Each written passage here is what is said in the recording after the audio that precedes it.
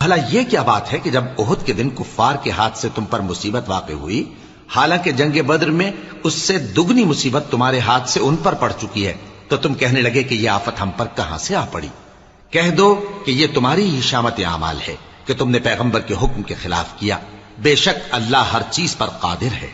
اور جو مصیبت تم پر دونوں جماعتوں کے مقابلے کے دن واقع ہوئی سو اللہ کے حکم سے واقع ہوئی، اور اس سے یہ مقصود تھا کہ اللہ مومنوں کو اچھی طرح معلوم کر لے اور منافقوں کو بھی معلوم کر لے۔ اور جب ان سے کہا گیا کہ آؤ اللہ کے رستے میں جنگ کرو یا کافروں کے حملوں کو روکو، تو کہنے لگے کہ اگر ہم کو لڑائی کی خبر ہوتی تو ہم ضرور تمہارے ساتھ رہتے۔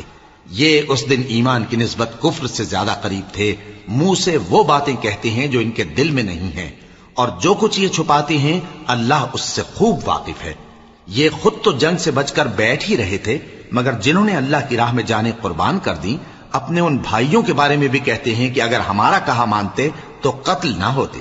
کہہ دو کہ اگر سچے ہو تو اپنے اوپر سے موت کو ٹال دینا۔ جو لوگ اللہ کی راہ میں مارے گئے ان کو مرے ہوئے نہ سمجھنا، وہ مرے ہوئے نہیں ہیں بلکہ اللہ کے نزدیک زندہ ہیں اور ان کو رزق مل رہا ہے۔